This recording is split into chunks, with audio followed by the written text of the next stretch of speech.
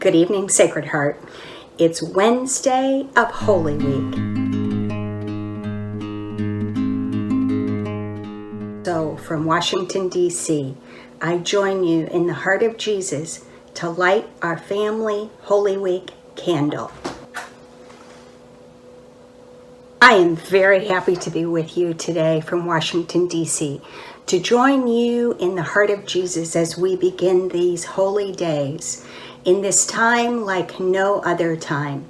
Each day I gather with you in the heart of Jesus, holding all of your loves and your fears, your hopes, your disappointments, and your dreams, as together we know that we are people of the resurrection who believe that it is faith, not fear, that leads us. Tonight, I'd like to share with you just a couple of my favorite stories that give me some meaning at this time, and then offer you a Holy Week prayer. Remember the parable of the pencil. As the pencil maker said before the pencil went out into the world, there are 5 lessons that you must learn. And each time you encounter the world, remember them. You, pencil, have an eraser. For every mistake that you make, there is a way that you can erase what has happened and begin again. Remember, pencil, that you are best held in the hands of another, given to the world in love. Remember that from time to time, you might encounter a sharpener. Each of us has moments that we are sharpened, and sometimes we experience some pain in that sharpening, but we're always much better after we have been sharpened. Remember that it's not the beauty of your outside, but the inside of you that matters. And with that inside, in the world, you must always leave your mark. We, like the pencil, have been given by God to go into the world and to do those things that make a difference, held in the hands of God, always ready to ask for forgiveness and erase those things that have happened that we wish could be different, to leave our mark and to be those who are those people of love.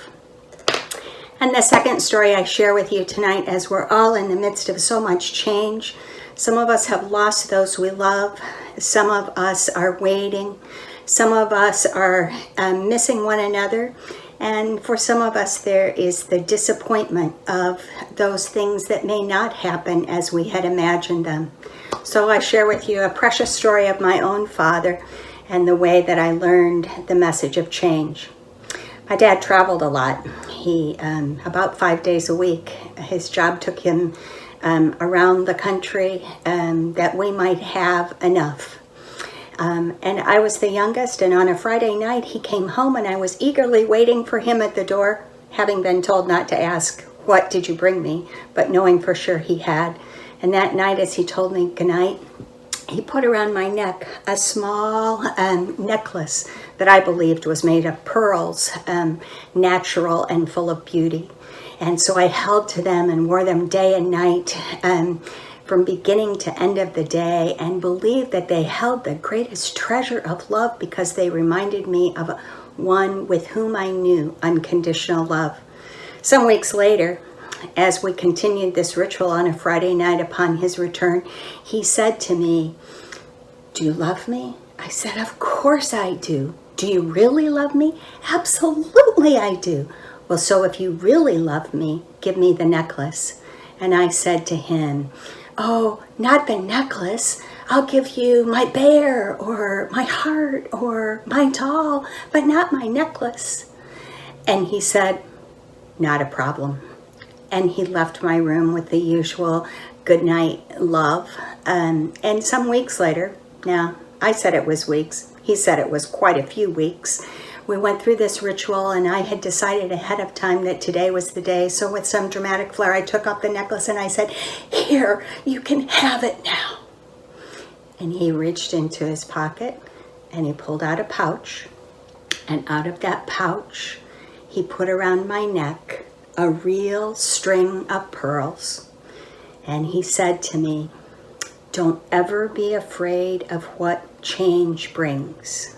Because when you let go of what you love most, there is a pearl waiting to find you. Tonight, in this season of Lent, when there has been so much loss, I remind each of us that there are pearls waiting for us. And just as an end note to that story, after my father died, when we were cleaning out the house, I looked in the place that he kept his treasures, and there I found the small old pouch with the original necklace, knowing that what he was teaching me, he was teaching himself. It is the change, that which we give in a gift of love, that becomes the love of a lifetime. We do faith, not fear. We are one together in courage, in confidence, in compassion, and in the great love that cannot be broken. Know that each day I love and care for you and hold you in the deepest of my hearts. Let us pray together for courage, for confidence, for compassion, for the faith that overshadows fear, and for the knowledge that whatever change comes upon us, this is God's project of love. May this Holy Week be filled with an extraordinary amount of grace. May you look for the gladness, and may you always be sure that God holds you in the deep heart of love, with courage, confidence, compassion, and faith in this Holy Week and in the Easter season. I am grateful to have had this time with you. Be assured of my love and my prayer. Amen. Good night, Sacred Heart.